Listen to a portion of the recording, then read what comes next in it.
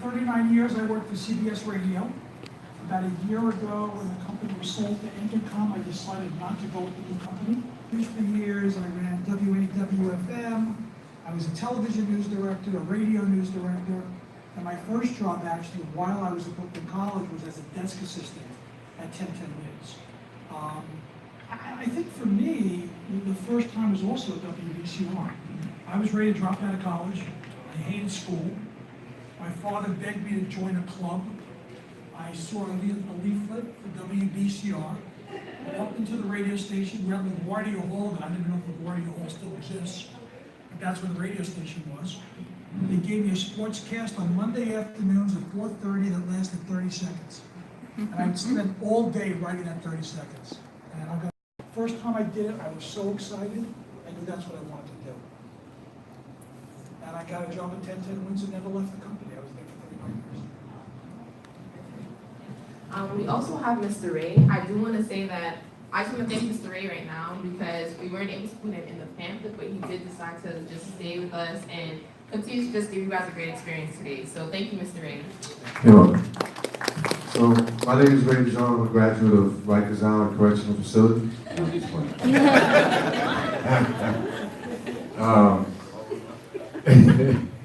So I own a comedy club called Laughaholics Comedy Club. I'll explain to you why I call it Laughaholics a little later. I am a television host. I hosted a show called Video Music Rock for 25 years. I'm a stand-up comedian. I have my own radio show on Radio 103.9 FM, the same station as D.L. Hughley. And my first field was human services. I'm a recovering drug addict from 1984 up until now. I've been clean. And the reason why, and I got into human services, got my bachelor's degree in human services, and I started working in the field of substance abuse. I was the director of residential program and outpatient program. And I realized later on in my life that my sense of humor and the fact that I love to laugh and I love to make people laugh is what got me through my substance abuse, my incarceration, and it has now provided me an opportunity to make money and put two children through college and have fun. So now my choice of what I do is I don't feel like I work because I love it so much. I'm so passionate about it. I never feel like I'm getting up going to work. And I make money loving what I do. So that's the reason why I'm in the entertainment field.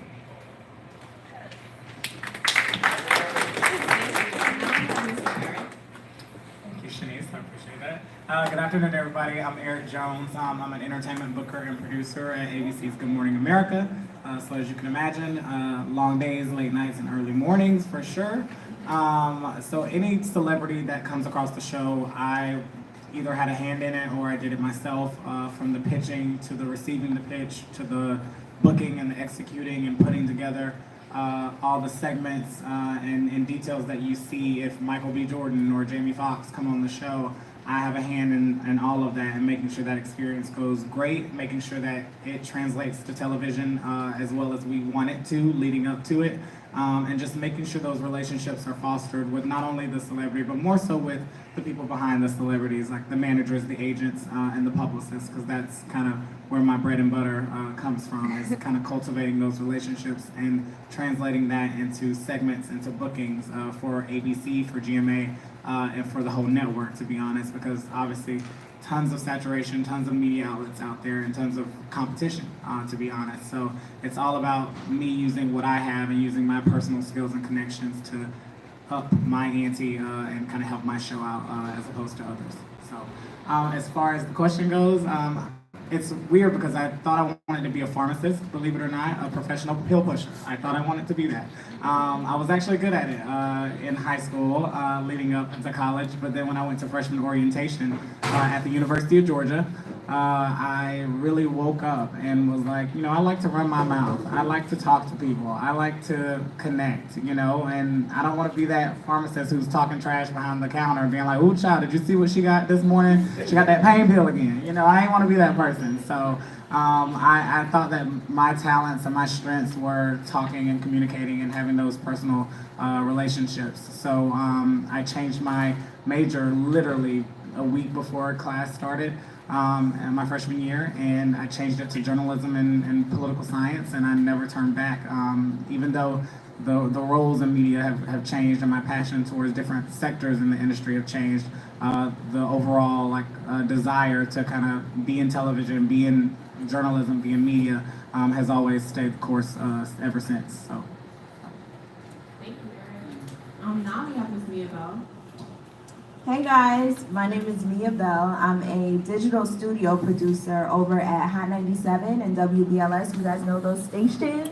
Yes? Okay, good. So I create content for the website and social media. So all that stuff you see on Instagram, it's either me or somebody else who's also a digital producer. I'm also on air at Hot 97 Monday nights, 12 a.m. to 5 a.m. talking real spicy, a little too spicy for you guys. So I don't know if I should tell you to listen.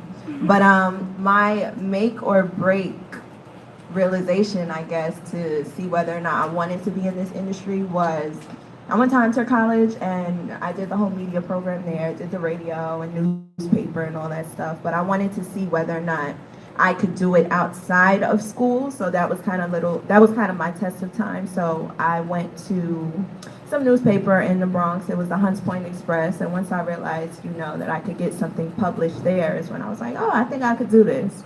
So yeah, that was my make or break situation. Thank you, Ms. Mia. And now we have Ms. Rakia. Hi everybody, how you doing? I'm Rakia. I'm a Scorpio. Any Scorpios in here? None? No, my birthday is on Sunday. Okay. All right. Hey, thank you. I appreciate that. So I began my career in radio at Hampton University. Started in jazz, moved on and had an underground hip hop show, and then got an internship at Vibe magazine and worked at Vibe. And it was so much fun, and from Vibe I ended up becoming a freelance journalist, a music journalist. I was writing for Vibe and XXL and The Source and Essence and Associated Press and Complex and Billboard, and it was really great, but something about the microphone is addictive, and it always called my name, and I wanted to get back on the radio. And so through networking, met someone, and they were at City College, and they were like, we need a DJ up there, and I auditioned and was working at City College for free for 5 years. I had an underground hip hop show called High Vision, which meshed hip hop and social issues. It's always been my brand about the intersection of what's happening in the world and politics, but also hip hop and music. And from there, while on air, my old program director in Hampton saw my writing, heard I was on air, and was like, oh, I'm at Sirius Satellite Radio. This is way back before Sirius was cool and everyone had it, and before they merged with XM. And ended up getting a job at Sirius Satellite Radio. I was on air there. I produced a show for Grandmaster Flash. I wrote for rock. I wrote for reggae. I wrote for pop. I was a format content manager, so producing and writing, but also being able to use my voice. From there, I met someone who loved what they heard, and they referred me to Power 105. I was a DJ on the weekends at Power 105 back before Egypt blew up and was actually doing what she does on TV now. And then Power 105, a year later, they fired me. If you work in this business, at some point you're going to get fired. And we'll talk about that later. A week later, the Power 105, Hot 97 hired me. So I was working at Hot 97, had a Sunday afternoon show, and simultaneously, while at Hot at the time, Hot 97 and 98.7 Kiss FM, their former sister station, there was like a classic and R&B show, and so I was on their morning show as well. So I was doing Sundays on Hot 97, and then I was doing mornings at Kiss FM, but something that you actually might learn on this panel is sometimes money is tight in radio, and they sold Kiss FM. And they laid everybody off at Kiss FM. So during that time, it was sort of like, oh my God, what am I gonna do with my life? What am I going to do with my career? So I ended up writing, and I ended up writing my first novel. It was released by Simon & Schuster. It's called The Man Curse. It's about a young woman who comes from a family of women who feel they are cursed to never marry. And it's about the soul searching that she has to go through. The question is she cursed, or is it all in her head? It's about generational curses and cycles that run through families. So wrote my novel and toured the country was acting off Broadway. I've done a lot of different things. Y'all ever heard of a play called Platinos and Collard Greens? I was in that play, did that for 5 years. I know, right? Toured the entire country. And when I came back to New York, by that time, Endless Communication, which owned Hot 97 and had owned 98.7 Kiss FM, bought WBLS. And so WBLS hired me. So I work part-time on WBLS. You might hear me pop up on there at times, but from that experience of not being on radio, I learned about branding yourself and really being able to use your own network and be your own boss. So I created a podcast called Real Black News. And that is a weekly podcast that breaks down the top 5 Black news stories of the week with newsmakers from the worlds of entertainment and activism. So my guests have been everyone from director Malcolm Lee, an executive producer of Luke Cage, which they canceled, which is horrible, all the way to, I know, wasn't that horrible, right? All the way to the executive director or chair of the Women's March, Tamika Mallory, and Malcolm X's daughter, Ilyasa Shabazz. So those are just some of the things that I do, and I think the make or break moment for me, the question was the make or break moment. Yes. The experience you see going into working with Citizen. I grew up listening to Wendy Williams before she was a shock jock. I'm telling my age now.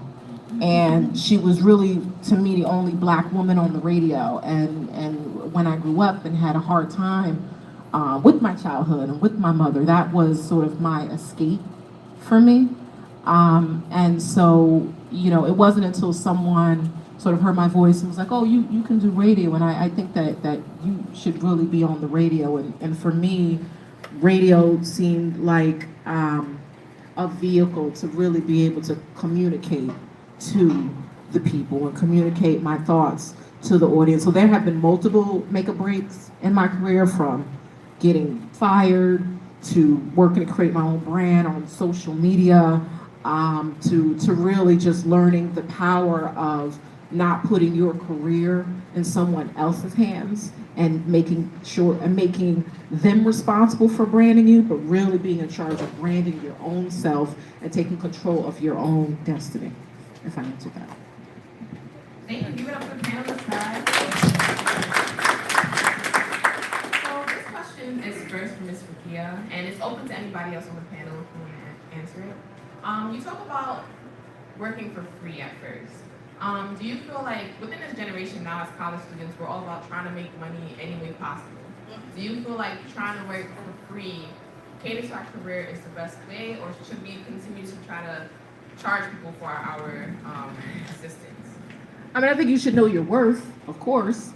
And I think before you take an opportunity, you should always know how much you should be getting paid. No one's going to pay you unless you speak up about it. But there may be opportunities that might come along that the payment might not be green, might not be monetary, but it could be experience, and it's experience on your resume. And we work in an industry that is very much about who you know and what you do, but more so who you know. And you get to know those people sometimes just by being in spaces and creating brands for yourself. And you might not get paid right away, but the payment is the experience that you're actually getting to build up your resume.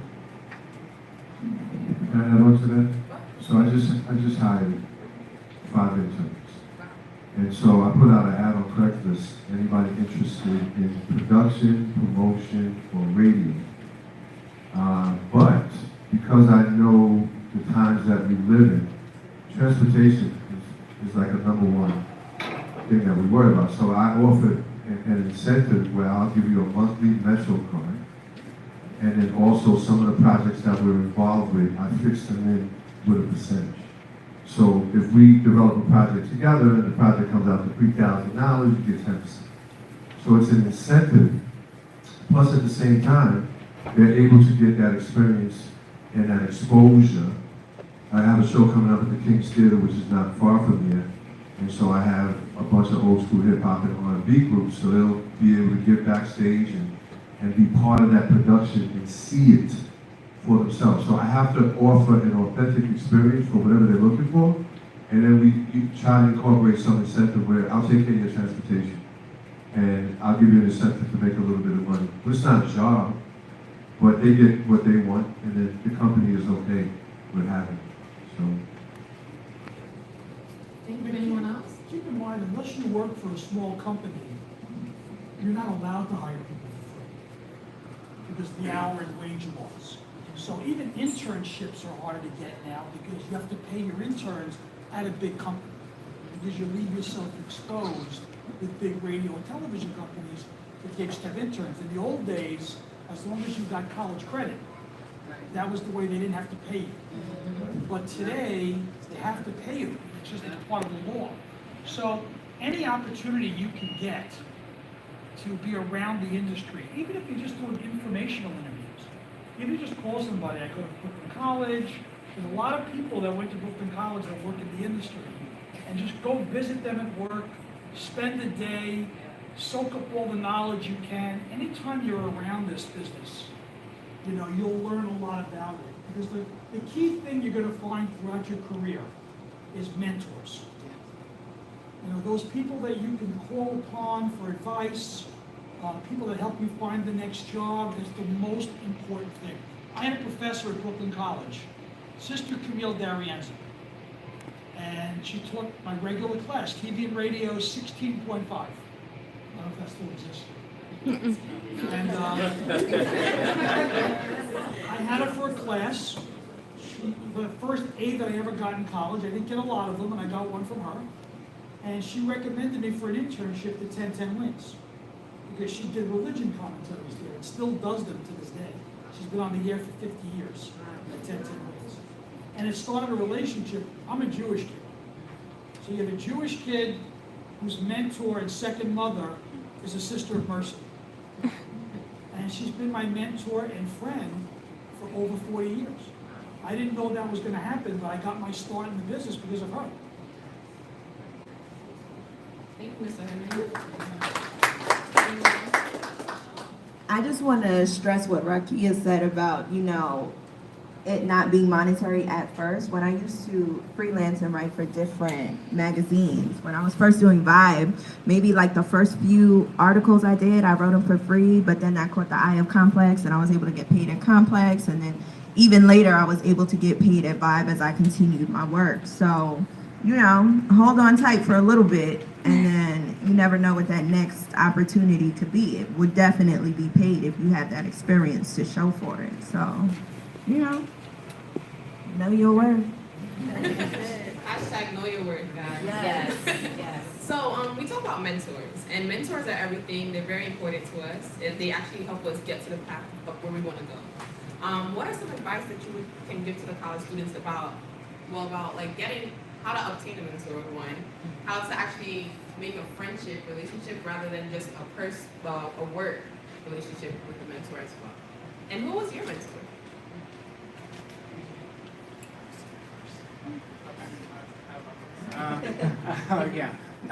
You can't really stress enough how important people who have done what you want to do, or are doing what you want to do, or are going to be doing what you want to do, but on a different timetable or time frame. You can't put a value or a price on that. It's truly invaluable to not only look at what they're doing, admire what they're doing, but also kind of not inherit, but basically use those same skills and things that you see to apply to what you're doing. It's not going to be the exact same blueprint or ground plan of somebody else. Like if I sat here and tried to be exactly like Oprah, I mean, it wouldn't work out for her because I'm not Oprah, okay? But the things that I saw or that I grew up watching from her or learning from her and seeing what she was able to accomplish and achieve, bits and parts of those work for me, but I can't go out and try to exactly be her. So I think that was a big lesson for me to learn early on. Not saying that I knew this the whole time, because I didn't, but getting to know that, you know, you aren't anybody else. Like your path is going to be your path. And you guys need to be confident and sure of that you're going in the right direction. So with that come mentors who whether it comes by way of you reaching out to them, either cold turkey or for informationals, like Scott's saying. I did a program a couple years ago that Scott's a part of as well. He did it a long time ago, but I did it, I feel like forever ago, 7 years ago. It's called the IRTS Foundation. It's like an all expense paid summer in New York. I did it in 2011, and that gave me a wealth of contacts, but it's not all about just contacts. I had to actually put in the work to actually make connections. It's more than just, oh, I know so-and-so, or oh, I know how to get an email for so-and-so. That comes a dime a dozen. A lot of people know a lot of people, but it's about actually getting to know somebody and to kind of forge a real, genuine relationship. Going back to what Rakia said, like it's about who you know, but it's also about who knows you. It's got to be twofold, you know. Yeah, I mean, I know so-and-so, but do they know me? Are they able to help me ascend to the next step that I am in? And a lot of what I'm seeing, even though I've been at ABC for a while, even when I'm seeing new positions come up at ABC or friends get into new positions, it's really not by way of, oh, I applied online to the mail form and voila, I got the job interview and got the job. It's about, I know so-and-so at this company, they recommended me from so-and-so, they met so-and-so a while back, they went to college with this girl, they're tight with this person, and that's how, honestly, it happens. So it really is. So I really I can't stress enough to get to know people and actually make genuine connections. Last point, Shanice does a great job at it. Like, I met her at a conference, last year? Yeah. And what did this girl do? This girl didn't just take my business card and just send one crazy random email and call it a day. She was persistent and she followed up and she actually showed a genuine interest in what I did, and not just more so like, oh, you hang out with celebrities, more about like, how did you get here? Like, tell me more about like what you did to get here. Invited me to coffee, invited me to lunch, you know, had a genuine curiosity to just even shadow me for like taking time out of her schedule just to shadow. And that has developed into a great rapport. And I think that's kind of what you guys need to be focused on. It's not going to be super immediate as, oh my God, I'm getting a job tomorrow. It could be, let me shadow you, let me go to coffee with you, let me pick your brain for 5 minutes, and that's going to help you for the next step. Let me just add one final point to that. Okay. So I'm 56 years old. I know I look like I'm 25, but I'm 56. And when I sleep in a freezer, so here's the thing. When I was coming up, we didn't have social media. A lot of these mentors that you would like to be your mentors are out of your reach. Let's face it, you can't really get to them. You guys are on social media, and if you Google it, an average of 7 hours a day. The millennials, you're on social media. I do it because I have to, because it's a part of what we do now, but I don't particularly like it. Since you do, embrace it. Instead of following Love and Hip Hop, then you pick a celebrity that some really get personal on their Twitter accounts and on their Instagram, and they do podcasts like Rakia, for instance. They do educational, and it's almost like that's the whole purpose of social media, is that we feel like we're with Puffy or Cardi B when we follow her. We see her doing personal things, and it makes us feel a part. That's how come it exploded the way it did. So you can search, instead of searching for the drama and the boomers and all of that, look for someone that is in the field that you're interested in, that is humble, and that they do go on once in a while and they speak about their career and they speak about how to do it, and you can learn. You know, you might not have that, pick up the phone and call you. But you know how we develop relationships with people on our social media. Okay, and you should embrace that more so than you do all of the other negative stuff. You embrace that and they become educators right on your social media. Your social media is here to stay, then take it and use it in a positive way. And just to add on to that, something that's important is that mentors evolve with your career, right? So my mentor in my 20s when I was at Vibe was the editor-in-chief, Danielle Smith. And it's her mentorship that sort of helped groom me, and watching her and helped me feel confident in my writing as a journalist.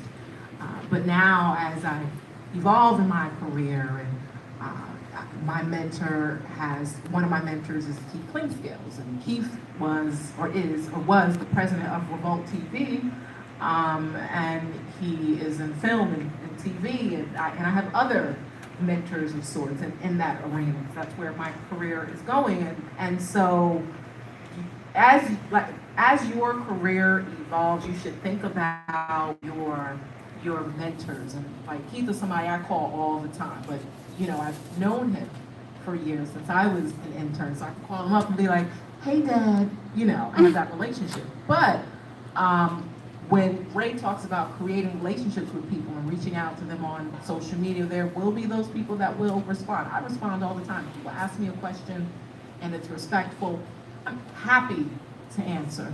And other ways that you can get at these people, if there are events, like you all are here, this is excellent. Go to those events, approach them, talk to them, but most importantly, follow up and follow up again and follow up. Don't stalk, but follow up again, because that is what really makes you different from the next person that might just send one email and you never hear from them ever again. Also, to piggyback off of Rakia and Mr. Mays, you don't want to get on Instagram and send a DM and say, "Hey, can you mentor me?" I get those kind of messages all the time, and it's like, I don't know you. What you want me, So you got to do your research on that person. You got to show up and show out, like Rakia said, because you want them to know that you're interested in what they do as well. And you also want to vet whoever your mentor is going to be too, because say you do that without taking an informational meeting. What if you end up, really getting involved with this person and you don't like what they do, or you don't vibe with them all the way, and you don't feel like they can help you the way that you think that you need to be helped. So I think it's important that you really do your research on these people and, take these informational meetings, ask them more questions so you can dig deeper and see whether or not this is somebody that you think should mentor you in the path that you want to go through as well. And also, stay in touch with your peers and look to them for certain things too, because you never know where they're going to be later on in life as well, and whether or not they can serve as a mentor for you in certain situations too. Thank you. Anyone else? No, I think just to add on to what everybody's saying is, if you do get yourself a mentor, and I only do this stuff because I've had fellow colleagues like this, don't even rely on that mentor to be able to do a job. So much as just try to do their experiences. I've seen this time after time, my friends of mine, even people that I can expect in college who would grab onto a mentor and then expect that they would have some pathway into employment in the industry because they know that person. Your mentor is just there to help guide you, give you that entry barrier into the industry, because this is a tough industry to get into. But, mentors also don't have to be forced. Yeah. Right. The best relationships are when you feel a connection to someone. And your mentor, you've heard really great advice here. Your mentor could be the person sitting next to you. Your mentor could be a teacher. It could be a coach. It could be a priest.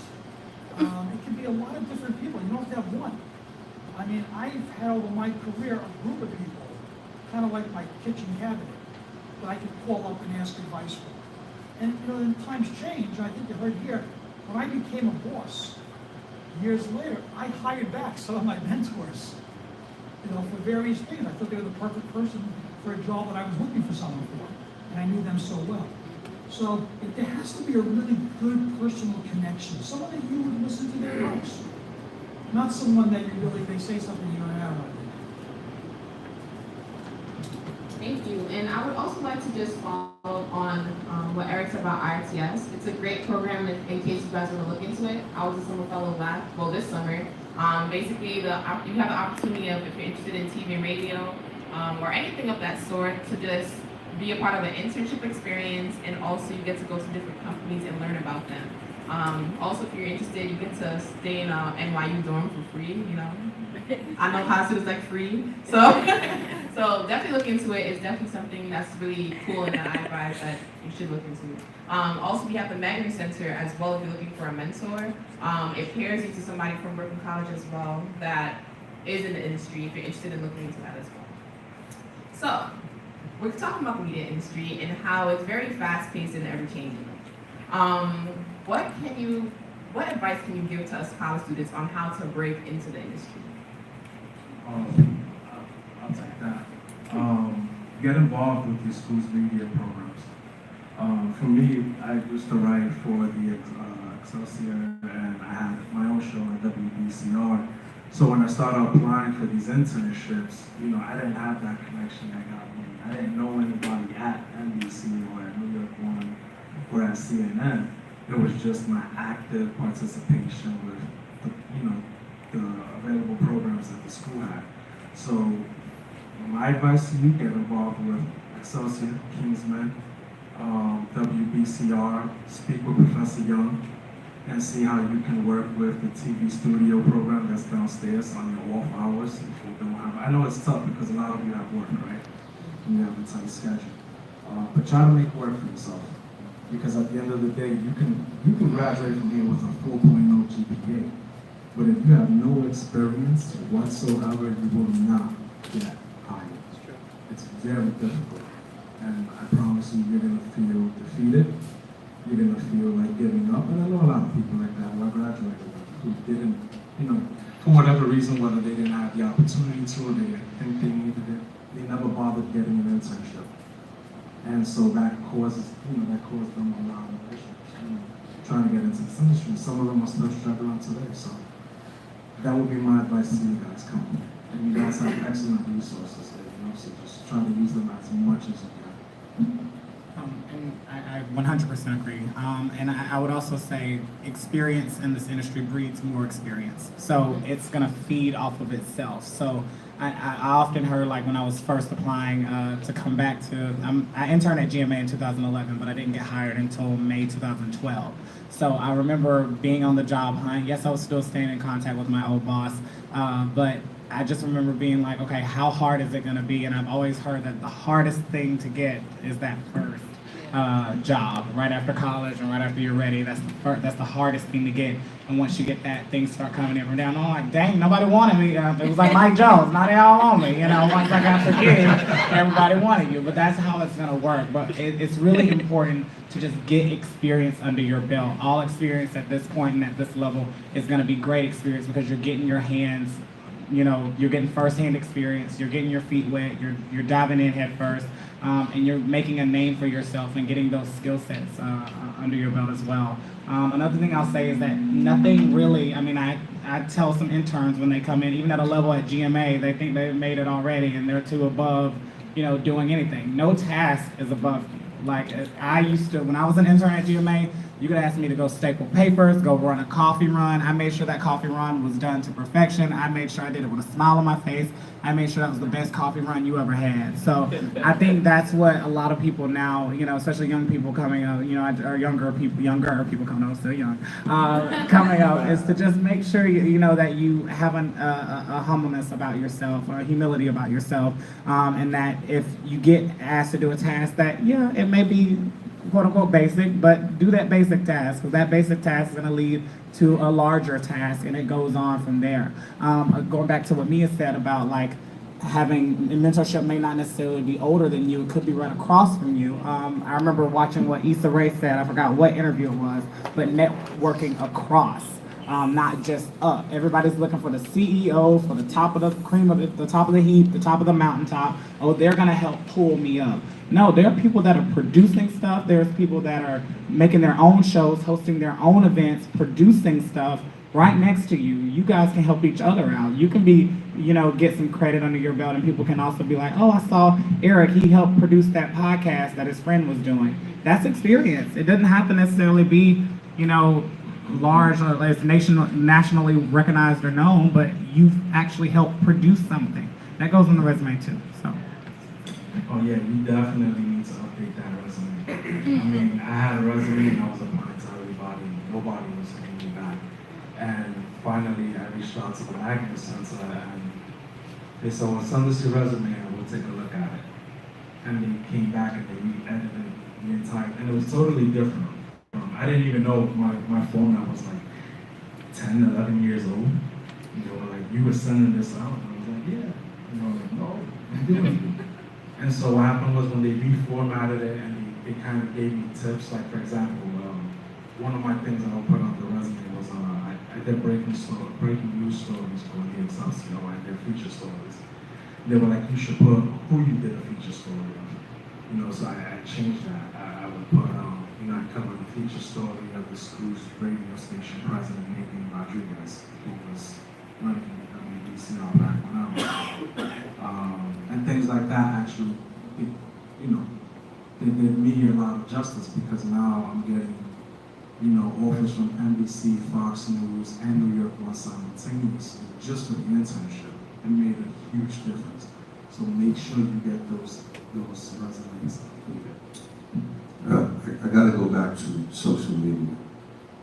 I don't know if you guys know this, but employers are looking at your social media now. So, and then it also depends on what do you want to do. Do you want to be an engineer? Do you want to be an on-air host? Do you want to be a writer? It just depends on, you know, if you want to be a promoter or producer for concerts. You can start doing that on your own. You can create something right here in the school, become a promoter, and start getting some experience. Believe it or not, you can put that on your resume. So let's just say you do want to become a concert promoter, and you have all these events to show for that you did on your social media, right? That becomes part of your resume. I tell you one thing, when I book comedians or I book artists right now, I go right to their social media.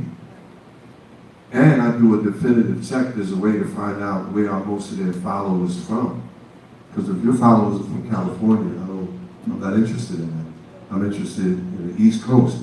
So they do look at your social media as well. If you're an engineer, then, you know, and you're doing something in the studio, take pictures of it, you know, write what you did. You know, I produced and I co-hosted this and put it on there and let it stay on your social media. Let it sit there because they will go and look at your social media. So that is another part for you to kind of break in and compliment your resume and everything else that you're doing. You guys live and die by that. You know, my daughter right now, I can tell you what she's doing and I'm not psychic. She is on Instagram right now. I'm probably right. So to actually add to what you said, this again carries more to your resume. Try to add more results than tasks that you have. I don't know if that makes sense, right? Don't just put your daily task. Put what results you got done. You know what I mean? Because of the task that you get. So I don't want to know, oh, you were in charge of, you know, fixing the board at the radio station. I want to know how did you turn around a soundbite, you know, from the minute it went national to the minute you were supposed to go on air. Things like that will tell me that you have a sense of urgency. You understand this industry's proximity to whether you're doing comedy, whether you're doing news, whether you're doing entertainment, whatever it is. Things like that, those are details that people look for when they're looking into your resumes. And that will help you guys a lot. So.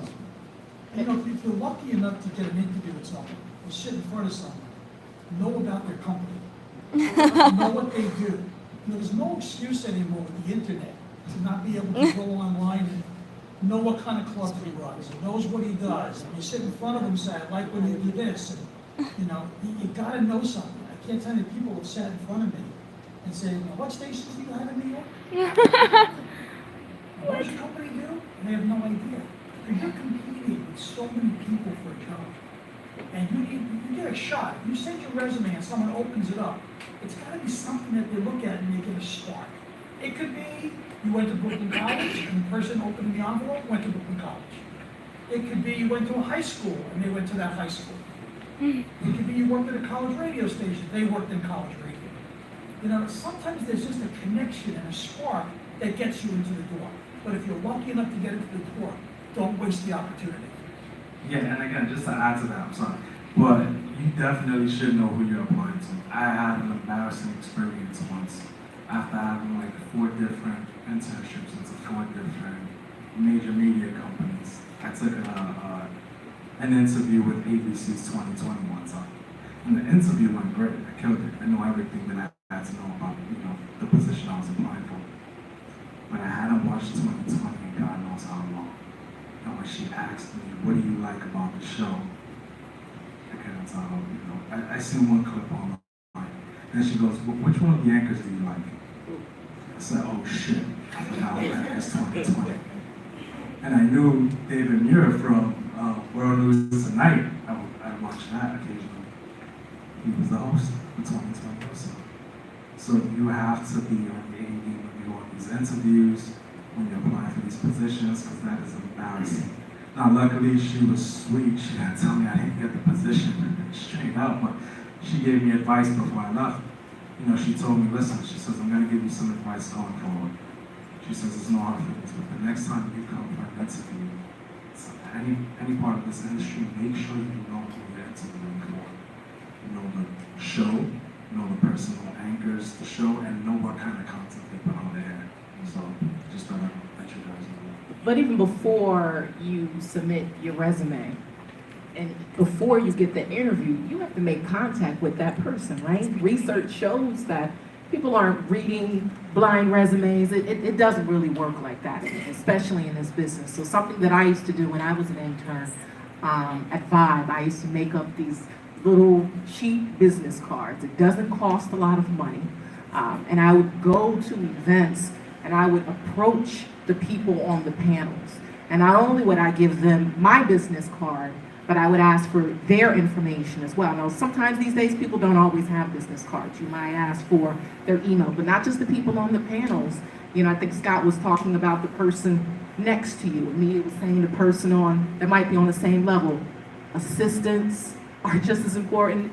You want to get to know every single person, and you want to follow up with that person. Follow up on social media, like Ray was saying. Follow up via email. You want to follow up. And I always ask this question, what's the number one topic that people like to talk about? Themselves, right? So we're sitting on a panel talking about ourselves. Well, yes, I do the panel. What?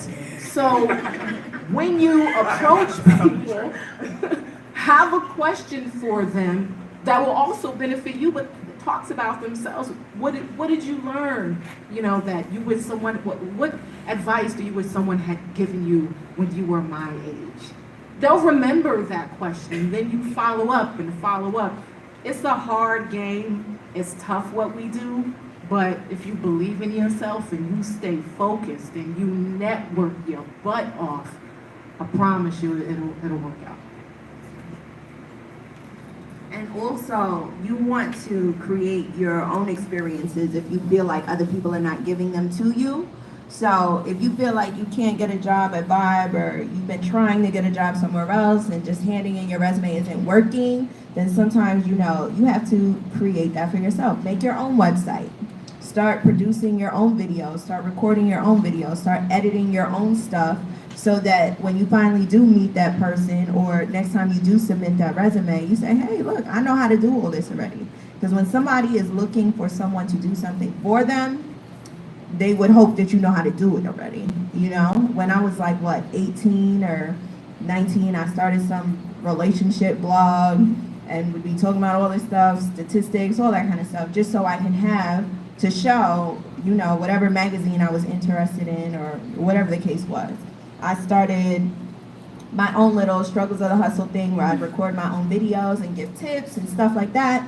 And even now, before I started doing on-camera talent and on-air talent, we got a new digital manager over at the station, and all he did was go through my Instagram, saw that I was making my own videos. Next thing you know, it's like, oh, Mia likes to do that, let's use her as an on-camera talent, So start doing things yourself, for yourself, or just for your friends, other people. Start producing your own content, so that when somebody needs that, they can say, oh yeah, he knows how to do that already. He knows how to work the boards. He knows how to produce shows. Do it for yourself first and create your own experience if you feel like you're not getting it outside of that, because nobody wants to teach you from scratch, okay? Get on YouTube and start learning, and put yourself out there. Thank you so much. So I have about a million questions that we want to ask the panelists. But right now we're going to open it up to the audience right now if you have any questions. And we'll just walk around and give you a mic. Josh? Hey guys, my name is Josh. I'm a senior here at Brooklyn College, and I'm an anthropology major. I got like a lot of questions, but I'm gonna like really just bring it down to two. The one important question that I had was, for those that kind of refer to yourselves as entertainers or performers, which do you believe a particular person in the field should focus on? Their side hustle, like their performer aspect, or media management? Which of the two do you feel like you've kind of What do you mean by leaned on? media management? Media management, whether it's a producer, whether you're a writer, anything that's kind of behind camera versus on camera? Well, let me say this. I think, first of all, you gotta know what you want. Because the jack of all trades usually doesn't work. You gotta it's good to know every aspect. Like, I know cameras, I know production assistants at theaters, I know production assistants at video shoots, because I've been there, and I always ask questions about it just in case there's a problem and I may need to take care of it. However, I was an on-air, personality. I had to focus more on that than anything else. Like, you gotta really know what you want. Some of you guys may not be sure which direction you wanna go in. You may discover somewhere down the line that you're a better writer than a better on-camera person, or you may decide that you shoot better because we're so, innovative with our iPhones, and some people make incredible videos. All of a sudden, you're like, wow, I'm good at this. And so you gotta kind of figure out what it is that you really wanna do. That should always be the focus. If I wanna be on air, then I need to do more stuff that's pertaining to on air. You will learn about everything else because you have to be around it. I did video music for 25 years. I know how to shoot. I know how to shoot on any digital camera. When things happen, I watch them so much, I learned it. I know how to edit because I watched Ralph McDaniels, who's my mentor, who's been in the game for 35 years. I watched him edit, and there were times where I had to fill in for him. Great, I see you do that before you do it. I'm going out of town or whatever. But my simple advice is, whatever it is that you want to do, and people can't really figure out who they are. One way you can figure out who you are, simple test. You just lay out 10 things that you like the most. And whichever one stands out more than the rest, that's who you are. That's who you are. And some people don't want to believe that, but that's who you are. That's what you're going to love doing more than anything else, because that's what you love. And so for me, I know how to promote, I know how to produce, but for me, I'm an on-air personality, I'm a camera personality. This is what I love doing. I love being in front of people. I love doing stand-up. I love hosting concerts. I just love it. At the end of the day, I know everything else, and I can promote a show if I have to. But that's what I love. So I practice that more than anything else. I watch that. I watch other people. I watch Steve Harvey. To me, he's like the best host on TV next to Wayne Brady. Like, I watch these guys. I watch them and I study them. I watch those shows. I may not like the show, but I watch them and I study what they do. What makes them so great? So I can improve on my own character, not getting lost in who Steve is. Because I don't want to be Steve, I want to be Ray Dijon. I'm just complimented by others. That's funny, because I know you was a promoter. When I had Ray Dijon, I'm like, oh, the promoter, the shows, because that's been your brand for so long. I mean, when you're an artist, it's tough, right?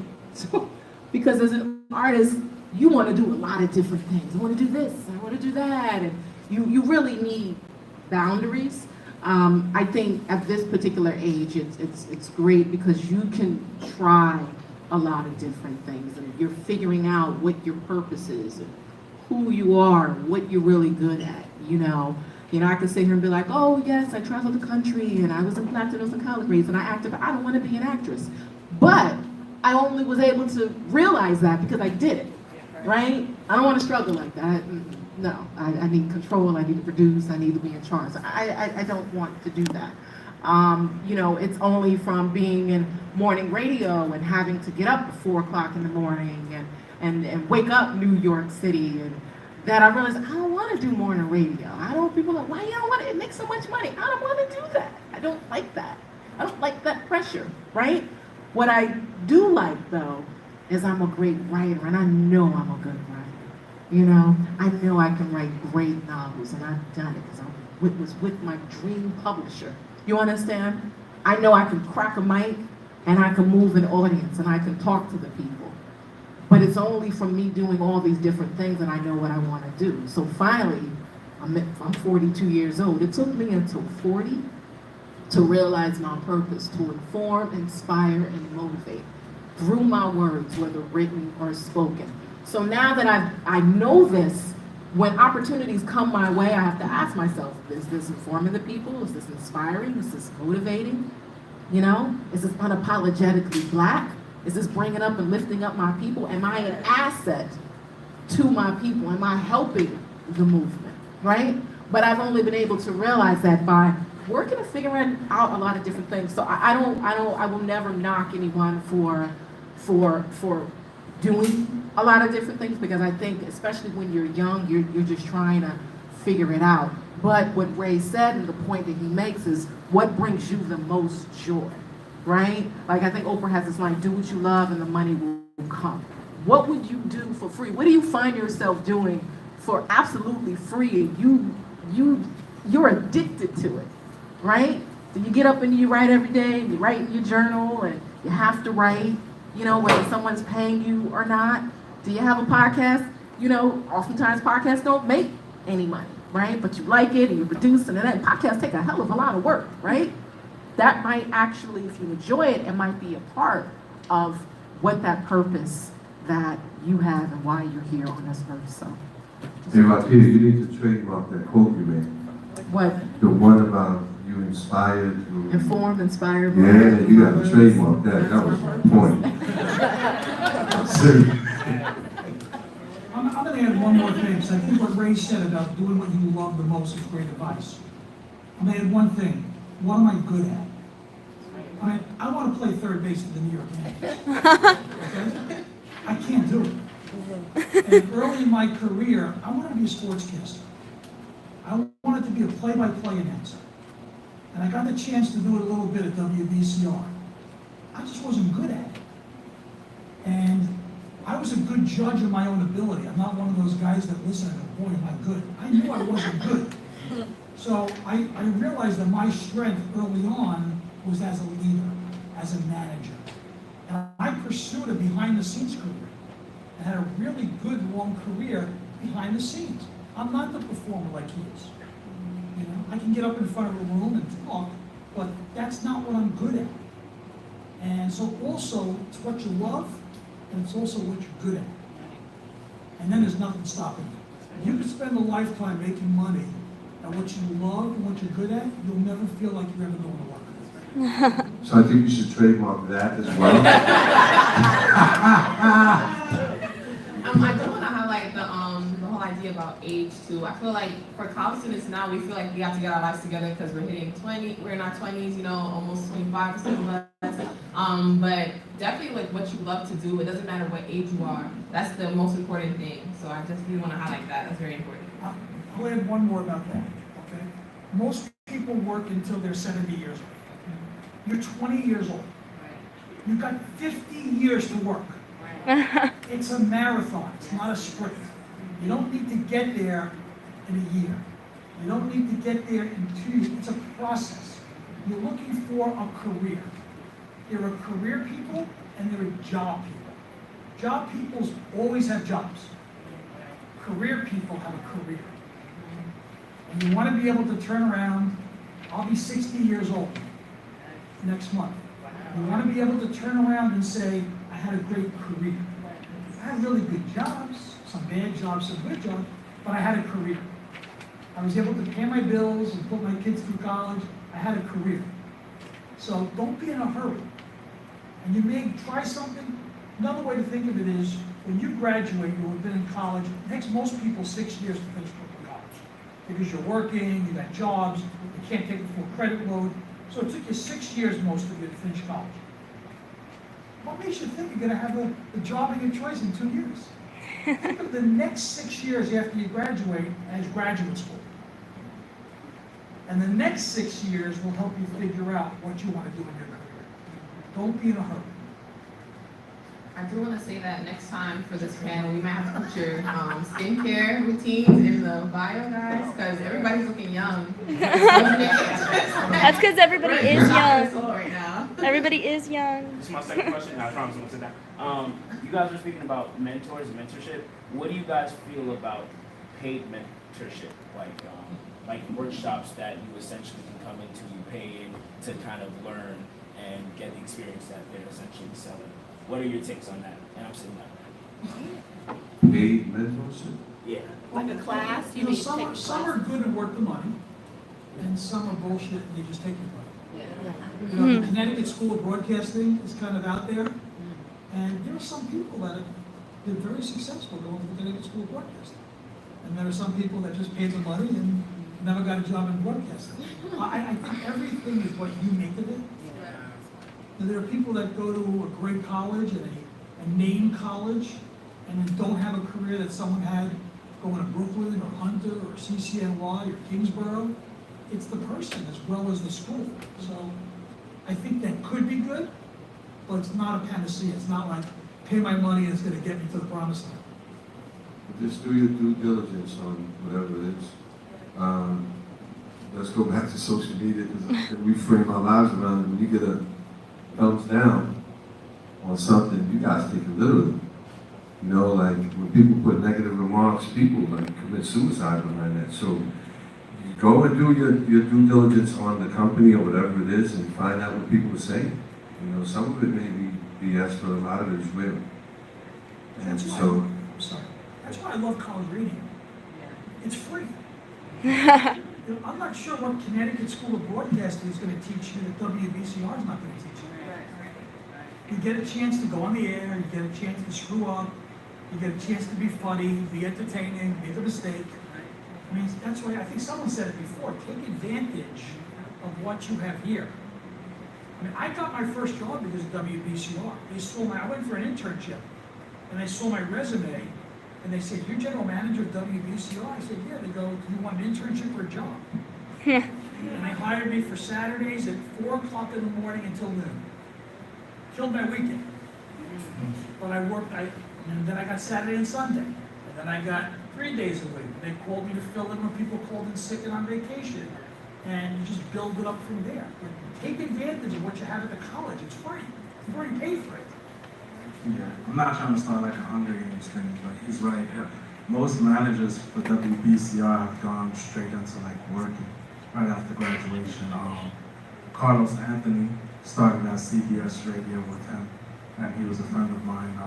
Actually, my president when I first started at the station.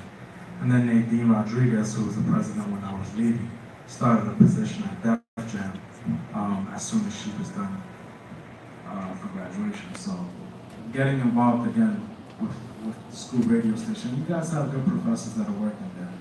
I know John Anderson left, but you guys still have Professor Macias there, right? Yeah. It's a great guy to learn from. So that, you know, your mentor doesn't have to be actively in the industry. It could just be a college professor.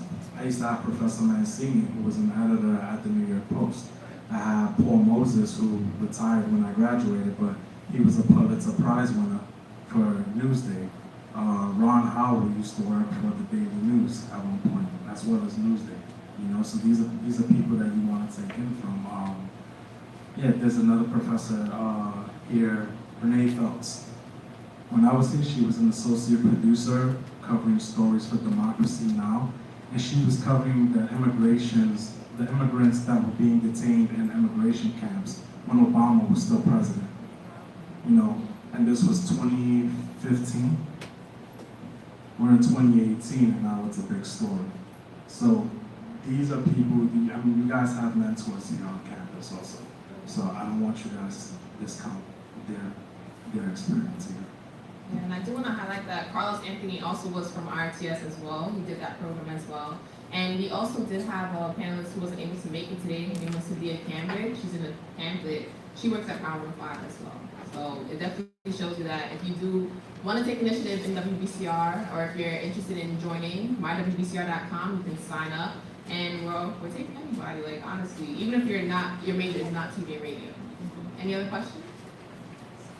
So, my name's Bobby, I'm a senior. And I know Rakia mentioned DJing. I DJ is like my thing, I guess. I play dance music, I love it. Our school doesn't really have a lot of resources, I think, for the music industry in particular. So my question is, where does the radio industry overlap with the music industry? I know you mentioned Def Jam. Because right now I'm applying to a lot of internships at like major record labels, as well as like Sirius XM and big radio stations too. But what I love to do is DJing, and I do like freelance concert promotion and things like that. But I'd really love to see like where my TV radio major can like help me out in the Did you apply to Glass Notes Records? No, I did not. I applied to Warner and a lot of the big. So the owner of Glass Notes, I have Mumford and Sons, Charles Gambino, is Daniel Glass, Brooklyn College graduate. You should be writing that down. Yeah. You should be right away. Right. I mean, when you work in radio, the record industry and radio work hand in hand, right? Especially if it's a music radio station. So the promoters have to come to the station with either their artists, but also there's different levels of promoters that will come and say, hey, I want you to play this song. So they'll send music packages. Oftentimes they'll have the artist come up to the station and, you know, schmooze, meet and greet the staff, walk around. And that's sometimes some of the artists, if they have a party coming out, I know last year, you probably at the holiday party last year, Wyclef was at the holiday party for BLS and Hot 97. And because Wyclef had some stuff coming out, right? So they didn't pay him to come to the holiday party, but he came and he performed and he did all this stuff because he knows that he wants his music to be played. Oftentimes artists, you know, will make an appearance at a station event as a favor so that the station will play their music down the line. So yeah, record labels and radio works hand in hand. So for you, and the issue these days is that, you know, back in my day, I used to know every single record label. There were so many and they've all kind of consolidated right now. But yeah, you want to apply and you want to go there. There used to be, Ray, tell me, remember there used to be these industry radio, like record label events and networking events, and I don't even know what those are now where you can actually meet the executives. Do you know? No, it's very limited now. The money in the industry is not the same like it used to be before. They had money that they could just spend. But I'm going to give you my card. So the radio station that I work at is 4 stations: WABC, WPLJ, NASH, and Radio 103.9. So it sounds like maybe PLJ may be a good fit for you. So I'll give you my business card. You talk to me, and I'll try to connect you with somebody there so you can probably get like an intern or something. Okay? So that's how this works. So we have a question for Ms. Mia Bell. What steps are you taking to accelerate your career? Well, you know, I'm still climbing. I just got my little show 5 months ago on air. Congratulations. Thank you. But I think it's really, you know, it's playing both roles. I'm at the radio station every day, and I help the personalities a lot with the content that they come on air. I volunteer myself to do more than a digital producer would have to do, only because, you know, it helps me in the long run with stuff that I want to do on air. And, you know, it helps them trust me to help me then grow too. So, you know, I'll take Rakia's picture and post it and do all of that because 1, that's my job, and 2, that's a part of me building. You know, I'm cool with doing the little stuff because that kind of helped me get to, you know, my on-air show later after doing a bunch of air checks and going back and forth with the program director. But now, if they were to ask Rakia, like, hey, what do you think about Mia? She'd probably say, oh, she's dope. She's always, you know, putting her hand in stuff and growing and et cetera, even if she never even heard me on air, you know? It's because I play my role in each position. But I'm actively doing stuff outside of the station too. I think it's really important for you not to, you know, bank on just a brand itself. Yeah, it's cool, I'm at High 97, hurrah, but I still have to do stuff outside of there to, you know, get people to fall in love with who I am as a personality and what I do so that I can get bookings outside of that, and just so the station can look and be like, oh damn, Mia did that herself. That's dope. Maybe we should have her do something else, you know. I've recently been hosting karaoke nights at SOBs. That wasn't through a station thing. It was because, you know, I connected with somebody at SOBs and it ended up working, but you still got to do stuff outside of whatever company that you're in if you want to continue to grow. So I really focus on my own brand and, you know, what I want to do in the future too, so I don't get pigeonholed and, you know, say I get fired tomorrow. I need to figure out, you know, a way to continue to grow and continue to move. So I think it's a big part of me continuing to build and grow my brand is just to keep working outside the station and inside the station. Radio is a vehicle. Yes. Radio is a vehicle. It will take you and help you promote and get to another level, but it could end at any time because it's temperamental. Radio's having a hard time right now. Radio is struggling right now to get advertisement and just stay afloat because it's competing with social media and everyone's got a podcast and this, that, right? So how do you compete with the rest of the world and streaming and all of these things? So you're finding more. There are some radio DJs I know who are completely scared and they will say, Rakia, I don't know how to do anything but this. What am I going to do? I never wanted to be that radio DJ, right? I always wanted to be the person where I'm like, well, if this is, I could go write this and I could go do this and my writing skills are transferable to my day job is with an international nonprofit. I write for the executive director. I make a really great salary doing that.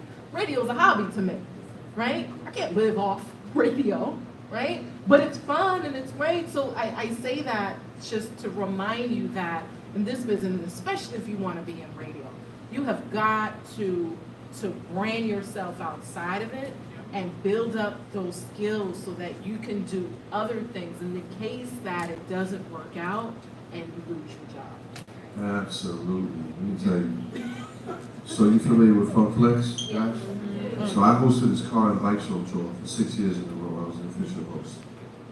Flex, if he gets fired right now, he's straight for the rest of his life. Forever. He is a brand. Do you guys realize that he designed cars for Ford? He has a Ford Navigator. He has different cars that he actually, I was in Vegas with him when they unveiled the cars that he designed. So although he's a radio personality, his passion, his second passion, is cars. If you follow him on Instagram, you see him. I've been to his garage, and I'm not exaggerating. He has an airplane hangar with about 200 vehicles in there that he built. So what he's done is he's taken advantage of his publicity on radio, and he got other companies like Ford and everyone else to believe in him because he has a following. So he created this brand on the side. So that's why when some deep personalities get fired, you never hear about them again because they didn't create a brand. I own my show. The station didn't hire me. I came with my own following, with my own ideas. I pay for my airtime. I sell the advertisement. So it behooves them. Like, I'm paying you for the airtime. I can do whatever I want. I was just telling my kid, anybody I want to interview, I can bring up. Anybody that I want to make my intern and be on the air, I can do that. Because I run and own my show. As long as I respect the FDA guidelines. They can't tell me anything. FCC, I'm sorry. So, wow. That's why I'm getting deported tomorrow. No, they tell me I'm getting deported because my mother's Puerto Rican and my father's Haitian. That makes me Dominican. So they say I'm going to be deported twice because Puerto Rico is no longer part of the United States. But anyway, did you guys see the show, The Grand Hustle with T.I.? Yeah. You see the person who won? Crystal, yeah. She was my intern. What? And the reason why she got picked for that show is because she was on my radio show and it was part of her resume that made them interested in her. So she was still on the air with me. After she finished filming, she said, Ray, I won, but you can't tell nobody. So I had to keep it to myself. Like I already knew because they take these things way in advance. She said it's coming out in July. I'm gonna be moving to Atlanta. She's in Atlanta now, running T.I.'s business based on, and I'm not saying just the internship is the reason why, but it did absolutely contributed to them being interested and taking a look at her. And she auditioned and she got it. And then part of her doing that, she had to call into the radio show. She was doing the fundraising. We had to sign all these agreements that my voice was going to be used on the air, and she won. So these things happen. Like, and she had a passion for it. She was somebody that was a liquor model. Like, she would go out with Hennessy and Ciroc, and she's the girl that promotes the liquor. But she is a socialite. She's a personality. So that, coupled with being on radio and all the other experience that she had, put her in a good position. So you never know. And I'm going to just tell this to you. So you make sure you get my business card. And so I'm willing to take at least 2 people. I'd like to be a male or a female. And you guys can come up to the station every time I air from 5 to 7 on Saturdays. This is at Radio 103.9. We're located on the 17th floor above Madison Square Garden. This is an official radio station. You can come in there and you can see what we do, and you might even get a chance to talk once in a while on the air. So you can do it the way you guys do it. I don't know how you do it with the internships or whatever, but I'll be willing to offer 2 positions for a certain period of time so you guys can get that exposure. Okay? So.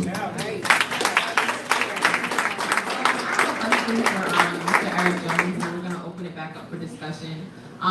We've been talking a lot about radio, but you produce for Good Morning America, and that's for television. So what is the difference what for you personally, what do you feel like the difference between TV and radio, and why do you feel like television was your call? I love TV. I remember being young and looking at red carpets on like E and knowing all the celebrities and knowing what they were wearing and knowing all that stuff and just having a passion for that. However, I will say when I went to college and I started building this love for television and media, of course the spectrums were starting to merge and communications were just starting to bleed together, and I just feel that that's even more so the case right now. I feel like producing for television, I'm a producer. You can take the TV away of it. I know how to produce events. I know how to produce talent. I know how to produce celebrities. I know how to produce whatever. I think that's a strength that is transferable a lot, especially with what you guys are doing. Don't ever think that, oh, okay, just because all my experiences in radio, that's never going to translate to TV. It could and it will. Same with television producing. Like, I can get in the booth and produce a segment for radio if I wanted to. I used to in college, so that's why I say that. But they all kind of bleed together. When I went to University of Georgia, we had this on-campus radio station, and it was all news. And I pitched this idea to, break into the hard news with a little, escapism or a little like lifestyle entertainment stuff. And they greenlit it. And so I was reading like a little short recap on the air weekly at our campus radio, excuse me, I can't even talk, campus radio station. Also with the TV station, I jumped in there. It was like a weekly show for the football games because UGA takes their football very seriously. So they had a TV show dedicated to recapping what the SEC and what the Bulldogs had done every week. And I wasn't the biggest football fan, but you kind of have to be when you're at a school like that.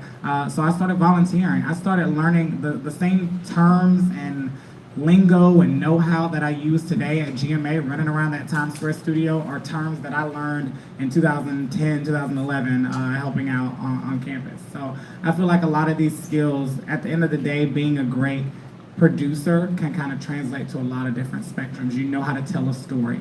You all have the ability to do that. We can all be producers. And being great producers is having that eye and having that ear and to know what you're looking for and to know what the audience will gravitate towards. And that comes with time, that comes with work, that comes with your general curiosity, and know-how.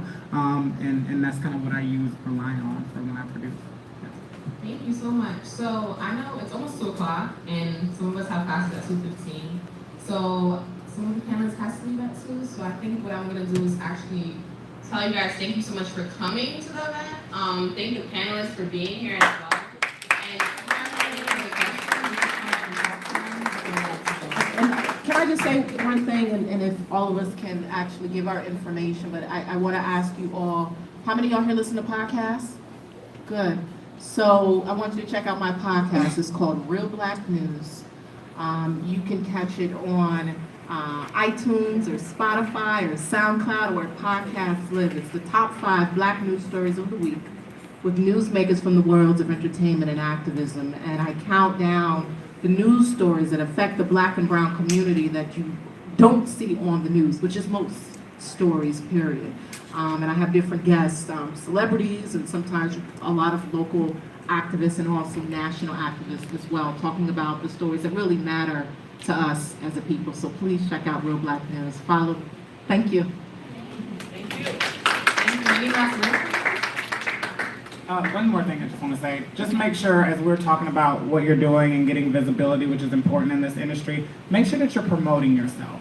Make sure that you're definitely putting out there the things that you're passionate about or that you want to do. Even if it's not your 9 to 5, even if it's your hobby or that thing that you desperately ultimately want to make your bread and butter and make your money and career out of, make sure you're promoting it. We promote on the new outfit when we get it and want to show Instagram like what new shoes we got or how great we look going to the club. Promote that podcast that you're working on and put your heart and soul into that too, so that way people can visibly see what you're up to, what you're working on. Otherwise, you're doing all that work and it's staying in a vacuum. You gotta get out there, you gotta put out there what you're working on and what you want people to see and make that product actually what you want people to see, because they're going to judge you based off of it, of course. You guys just follow me on MySpace. What about Ames? Close the gap.